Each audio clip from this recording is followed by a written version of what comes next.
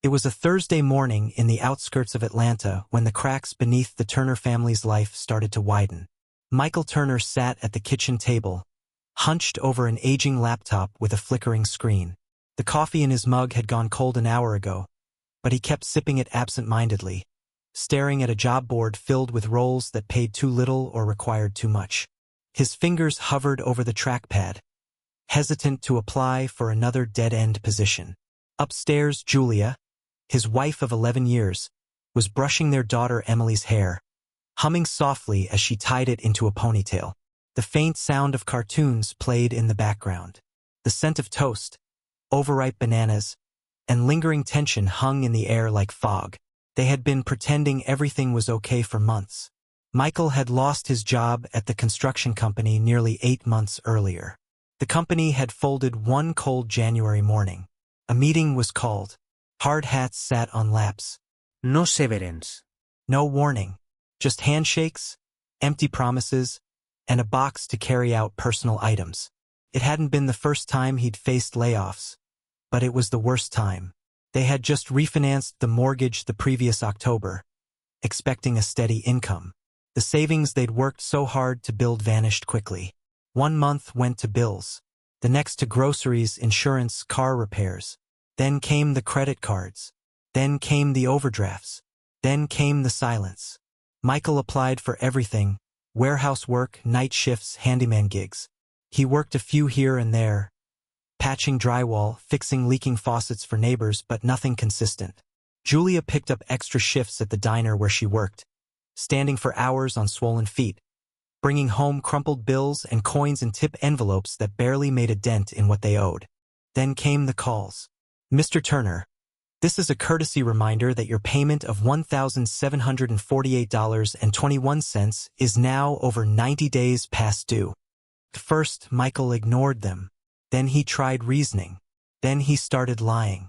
Just give me 2 more weeks, he'd say. A check's coming in. But there was no check, and they knew it. He didn't tell Julia the full extent of how bad it had gotten. Not yet. He deleted voicemails, silenced his phone when she was nearby. Not because he didn't trust her, but because he was ashamed. Ashamed that he, the man who had once built houses with his hands, couldn't keep his own family safe from collapsing walls. That morning, Michael clicked on a job listing: night janitor, downtown medical center, $12.25 per hour, graveyard shift. He applied without reading the rest. He didn't want to wake Julia with the news that a bill collector had threatened repossession of their car.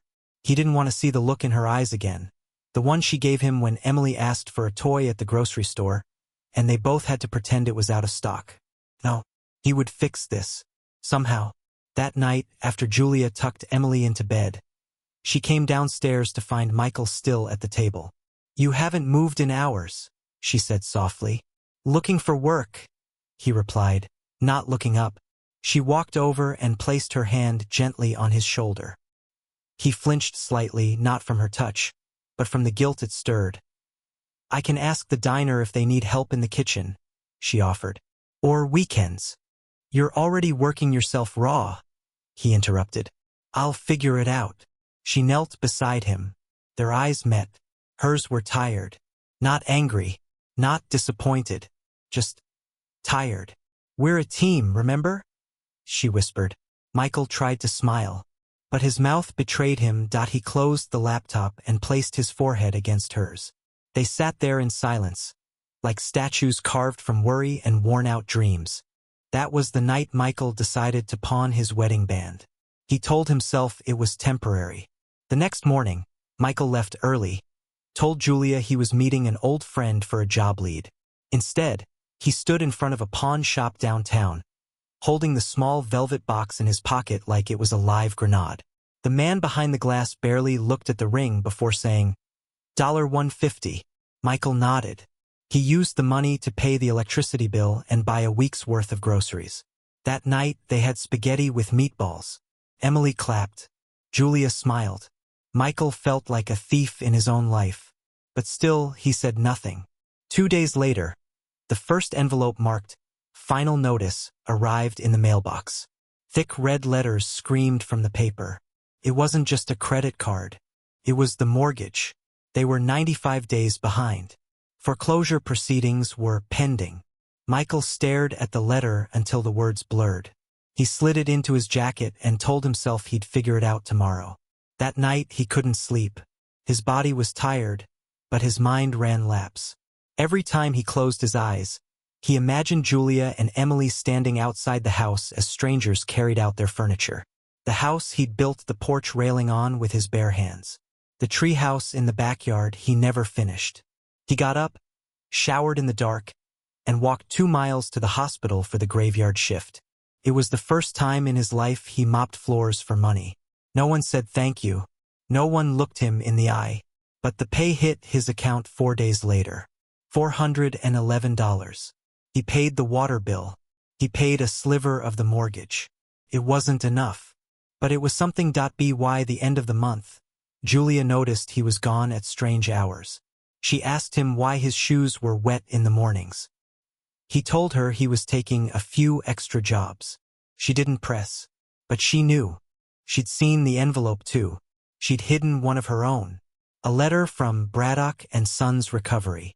She was just waiting for the right time. They were both hiding from each other. Not out of mistrust, but out of a desperate attempt to carry the burden alone. That burden, however, was growing heavier by the day. And it was only a matter of time before it crushed them both. Part 2. The first time someone knocked in person, it was raining. Michael was downstairs in the basement, fixing a leak under the utility sink, when he heard the sharp, rhythmic banging on the front door. Not the kind of knock neighbors used. Not a friend. It was too slow, too measured, like punctuation with intent. He wiped his hands on a rag and climbed the stairs. Julia was in the kitchen drying dishes. Emily was at the dining table coloring a lopsided unicorn. "Someone's at the door," Julia said. Not turning around, Michael opened it. A man stood there in a black windbreaker, clipboard tucked under his arm. A calm smirk on his face, like he already knew how this was going to go. "Michael Turner?" the man asked. "Yes. Nate Carter. Braddock and Sons Recovery." The man reached into his jacket and flashed a laminated badge like he was with the FBI. "Mind if I come in?" Michael blocked the doorway with his body. "Actually, I do." Carter raised an eyebrow. "Suit yourself. We can talk right here." Julia peeked from the kitchen, drying her hands slowly with a towel. She didn't say anything, but Michael could feel her watching. "I believe you've received multiple notices," Carter said, flipping a page on the clipboard. 3 unpaid credit accounts, delinquent auto loan, and as of last week, mortgage default status pending final review. Michael's jaw tensed. "We're working on it," he said evenly. "We've made partial payments." "Yes, and I'm here to inform you that your case has been escalated. Asset seizure is on the table, including your 2013 Nissan Altima. We need that car. Then I suggest you make your next payment, in full, by Friday." Michael's hands curled into fists. "You people act like we're criminals. We hit a rough patch." Carter leaned in slightly, lowering his voice so only Michael could hear. "I'm not here to judge, Mr. Turner. I'm just here to collect. And whether it's a patch or a sinkhole, you're in it." He handed Michael a printed notice. 2 days. Then my office starts pushing paperwork." He turned without another word and walked back to a black SUV idling at the curb. Julia came to the door. "Who was that?" Michael stared at the notice in his hand. "Debt recovery. Said we've got 2 days to pay on the car loan or they tow it." Her eyes widened. "What?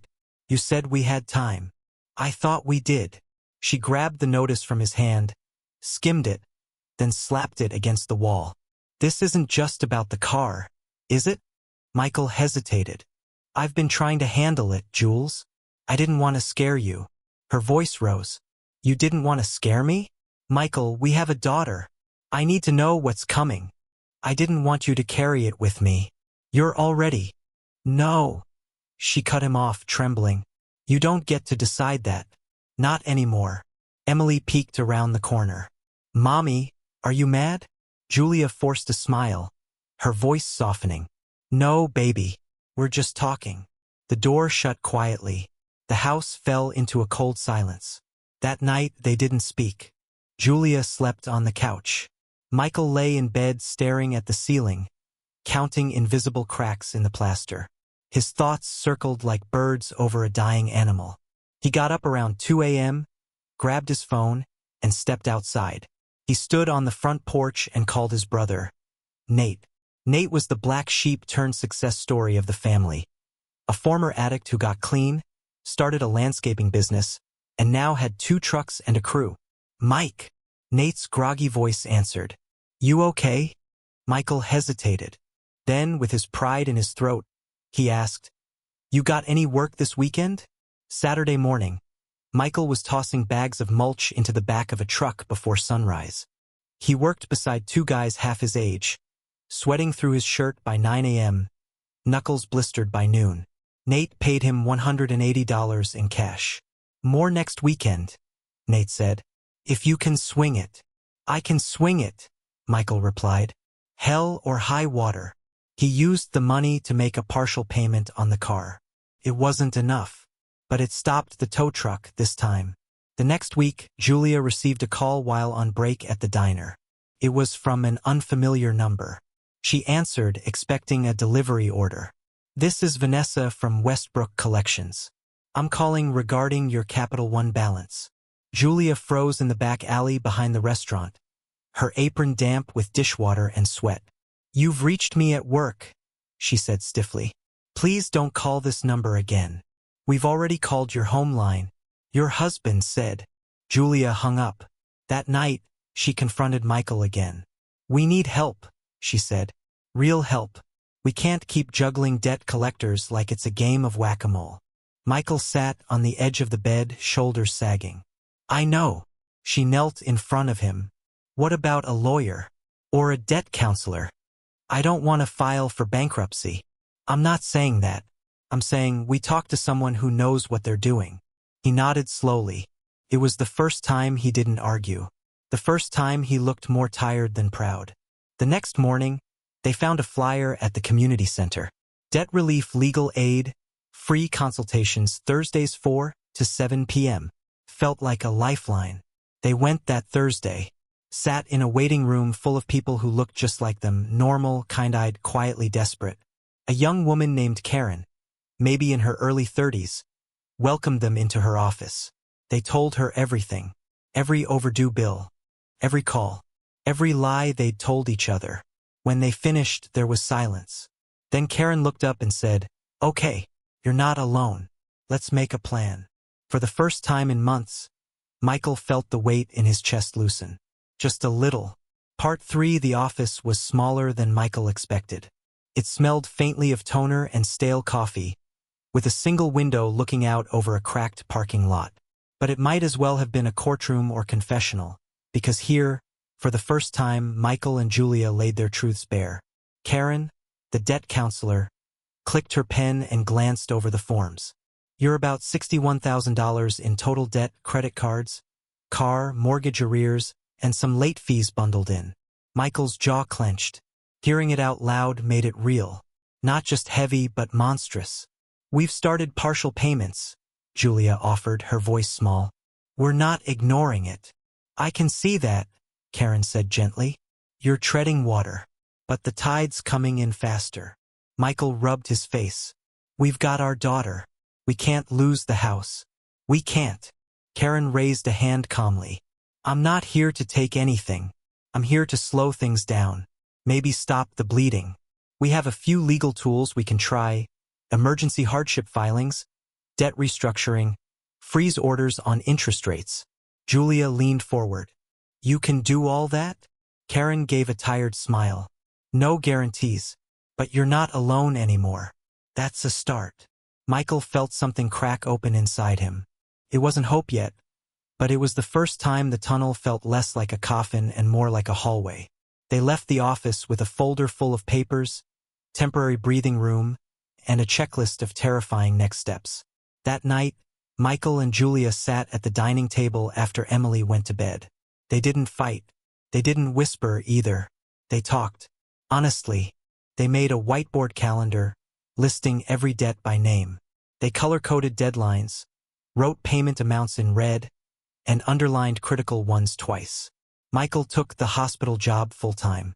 Julia began waking at 4 a.m. to bake cakes for custom orders she advertised online. Word spread quickly. Her lemon raspberry buttercream became a neighborhood obsession. By the end of the month, she'd made $400 in side income. It was barely a scratch, but it was a scratch, and that mattered now. They moved Emily's toys to a corner of the living room and converted the dining room into a shared workspace.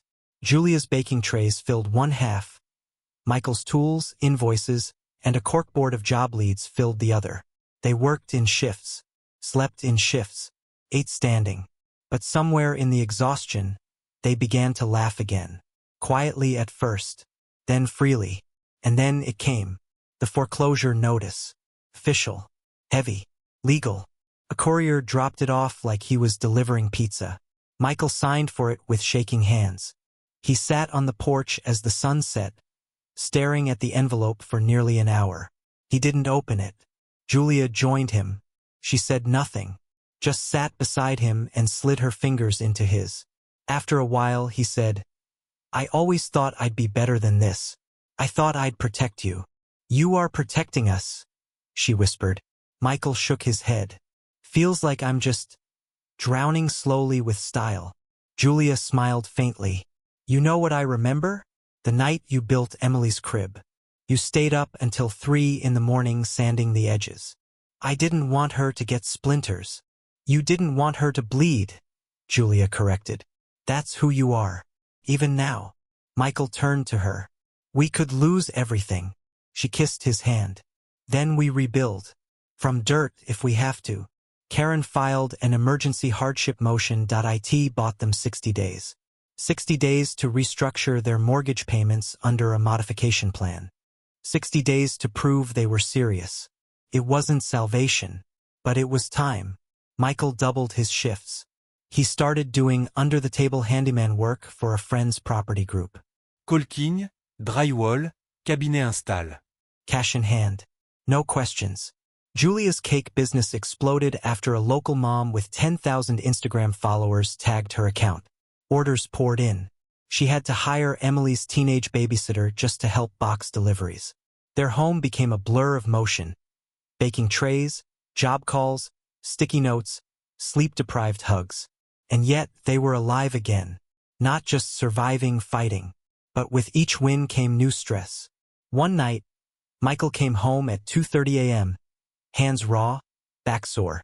He dropped into the hallway chair, shoulders slumped. Julia found him there, eyes glassy. "I saw Carter today," he muttered. She froze. "The collector?" He nodded. "At a gas station. He smiled at me like we were old friends." Julia sat beside him. "I thought about punching him," Michael said softly. "Just one swing, right in the jaw." Silence. Then Julia said, "And then what?" "I dunno," Michael said. "Maybe nothing. But maybe I'd feel better." She reached over and touched his face. "We don't swing down, Mike. That's not who we are." He closed his eyes. He didn't want to be angry anymore. He didn't want to carry shame. He just wanted his family safe. They submitted the last documents for the mortgage modification 3 days before the deadline. The final review would take 2 weeks. They waited. In that time, their water heater broke. Emily got sick and had to stay home for 5 days. The minivan needed new brake pads. The universe, it seemed, didn't care how hard you were trying. But they didn't break. They boiled water for baths. Michael stayed home with Emily while working by phone. Julia sold 3 emergency birthday cakes in a single weekend, one shaped like a dinosaur wearing sunglasses. They kept going. Together. One afternoon, the envelope arrived. Thick, formal. Michael brought it inside with reverence, as if it contained their fate, which, in a way, it did. He opened it slowly. Julia stood nearby, arms crossed tightly. He read it once, then again, then looked up, blinking. "They approved it," he said. Julia rushed to his side. "They approved it," he repeated, laughing in disbelief. "Lower payments. Grace period. We keep the house. Julia cried into his shoulder. Michael finally let himself cry too. Not from fear. From relief. Part for the word approved sat on the page like a magic spell. After everything, the panic, the pawning, the collectors, the cold nights without answers, they had done it. The mortgage modification plan would drop their payments by almost 30%, freeze penalties, and lock in a fixed rate for the next 5 years. It wasn't perfect. It didn't erase the debt. But it meant one thing. They could breathe. Just a little. Michael didn't take a day off. In fact, he worked harder. The promotion at the construction site came the same week the modification letter arrived. His old boss, Rick Delaney, who once said, "Call me if the industry ever rebounds," finally called him. A new housing development on the west side needed foremen. Reliable ones. Michael hadn't held a steady, salaried position in over a year. He accepted the offer without hesitation, even though it meant 12-hour days and weekend site inspections. "You'll have a crew of 6, Rick said. "You run it clean, and I'll back you up." Michael's calloused hands trembled a little as he shook Rick's. "Thanks for the chance. You earned it, Mike. Not everyone digs out of holes." Michael smiled, thinking, not everyone has Julia. At home, Julia's cake business turned from a side hustle into a real operation. They cleared out the garage and converted half of it into a baking studio. 2 folding tables, wire racks, a used industrial mixer she found online for $600. She named the business Emily's Crumbs. The logo? Drawn by Emily herself. A smiling cupcake wearing a crown. She made a website, took custom orders. Weddings, baby showers, gender reveals. The little girl who once cried over grocery store cake now helped her mom drizzle pink glaze with glitter. But with growth came pressure. One night, Julia dropped a 6-tiered cake right as she moved it into a delivery box. Collapsed like a sugary avalanche. She stared at it for 5 full seconds before sliding to the floor and bursting into tears. Michael found her there when he got home at midnight. She was sitting on the kitchen tiles in flour-covered jeans, surrounded by broken buttercream and strawberry filling. He didn't say anything. He just sat beside her and held her hand. "I'm so tired," she whispered. "I know. We're doing all this, and it's still so hard." Michael nodded. "But we're still standing." She looked at him, eyes red and puffy. "Barely, but standing." They cleaned up the cake mess in silence. Then they remade it together. She delivered it the next morning, 30 minutes late. The bride hugged her and said it was perfect. It wasn't perfect, but it was enough. Summer came fast. The days got longer. The bills didn't disappear, but they no longer terrified them. They built routines. Michael out the door by 6 a.m., Julia baking by sunrise, Emily coloring at the table, asking questions like, "When do cakes grow up?" and "Can I be a frosting taster?" They laughed more now. Julia taught Emily to crack eggs. Michael fixed the leaky faucet that had whined for months. They turned a corner. Then came the letter from the IRS. It hit in late June, an audit notice. Apparently, a mistake from a freelance 1099 form Michael filed during the chaos last year had triggered a red flag. There was a discrepancy of $4,200 in unreported income. Penalties pending. He stared at the letter as sweat ran down his back. "Seriously?" he muttered. "Now?" They took the letter to Karen. She flipped through it, lips pursed. "Okay, this isn't a disaster, but you do need to handle it now. Ignoring this won't work." Michael sighed. "Do we need a tax lawyer?" Julia asked. "Maybe," Karen replied. "But first, try calling the IRS directly. Be honest. Ask for an installment plan. Document everything." Michael called. He waited on hold for nearly an hour before speaking to someone. He explained, apologized, took notes. They gave him a monthly plan. Manageable. Not painless, but fair. Michael hung up, rubbed his temples, and said aloud, "You don't get to win life. Not this time." July brought their anniversary. 10 years. Julia didn't want gifts. "We can't afford sentiment right now," she said with a smile. But Michael remembered the pawn shop. He went back. The same man behind the glass recognized him. "Still got it," he said, reaching into a drawer. "The wedding band. Tarnished slightly, but whole. Michael bought it back for $180, the exact amount he'd received for it a year ago. He placed it beside Julia's coffee cup the next morning. She stared at it for a long time, then slid it back onto his finger. "It still fits," she whispered. Michael kissed her hand. "So do we." In August, Emily started first grade. They packed her lunch with tiny heart-shaped sandwiches. Julia cried in the car after drop-off. "She's getting too big. She's getting strong," Michael said. "Like her mom." That weekend, Emily stood in front of their whiteboard calendar, looked at all the marked-off payments, and asked, "Are the red bills gone now?" Julia nodded. "Almost." Emily smiled. "Then we won." Michael looked at Julia, then back at Emily. "We're winning," he said. Part 5 of 5, The House We Built. It was October when Michael registered his own company, Turner and Daughters Home Repair. Not that Emily was swinging a hammer yet, but she insisted her name be part of it. "Because I help with tape measures," she said proudly, holding one like a sword. Michael bought a domain name, printed flyers, and opened a business bank account with exactly $97 after fees.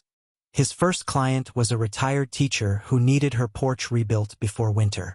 He quoted low, too low, but he showed up every day, finished on time, and left her with a railing so sturdy she offered to pay him extra. He refused the bonus, but she gave him 5 referrals anyway. Word spread. By Thanksgiving, he had jobs booked into January. Julia's cake business continued to grow. The garage studio expanded into the laundry room.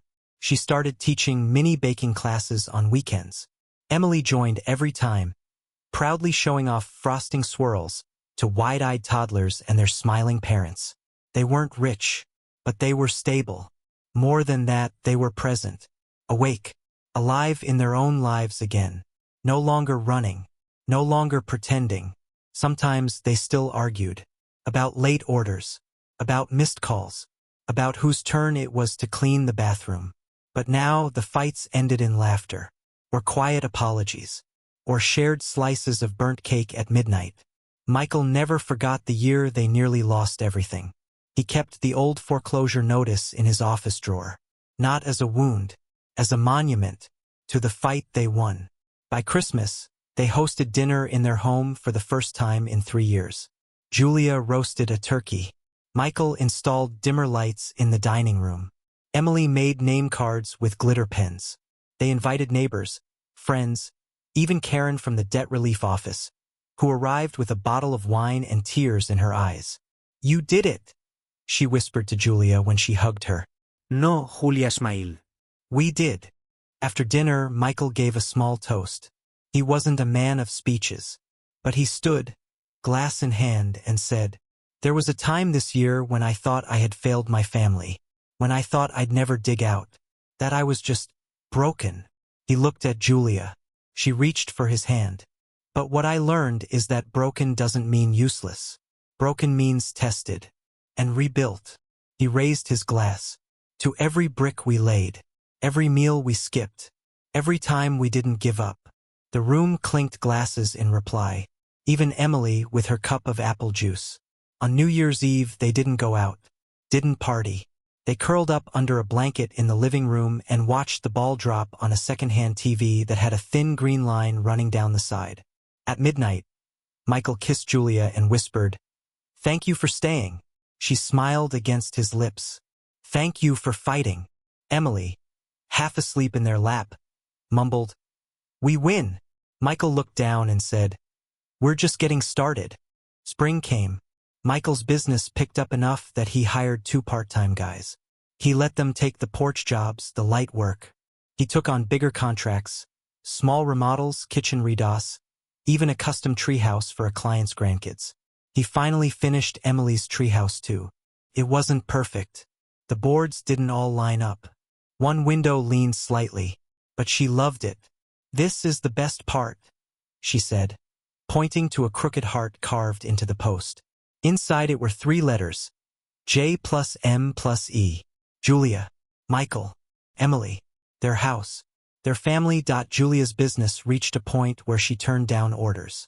Not because she didn't need the money, but because she wanted time. Time for Emily's school plays. Time for slow walks.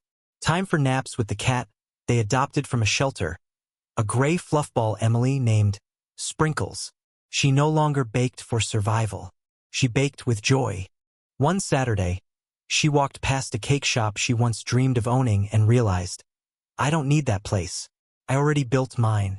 A year to the day after Michael pawned his wedding ring, they held a small party in the backyard. Friends came. Family called. Even Nate, Michael's brother, drove in from out of town and brought folding chairs, ribs, and an industrial-sized speaker that nearly shook the deck apart. At one point, Julia and Michael stood at the edge of the lawn, watching Emily run through the grass, chasing bubbles and laughter. Julia leaned her head on Michael's shoulder. You know, she said, I used to think the worst thing that could happen was losing the house. Michael nodded. Me too.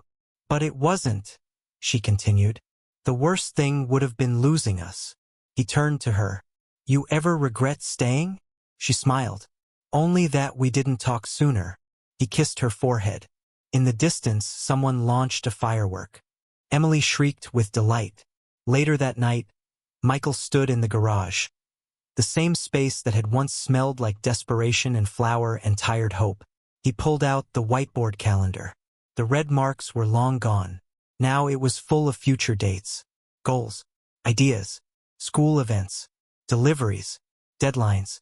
At the top, still written in green, not what we owe, what we're building. He smiled, closed the garage, turned off the lights, went inside to his family, to the house they almost lost, to the life they had rebuilt. One shift, one cake, one breath at a time. The end.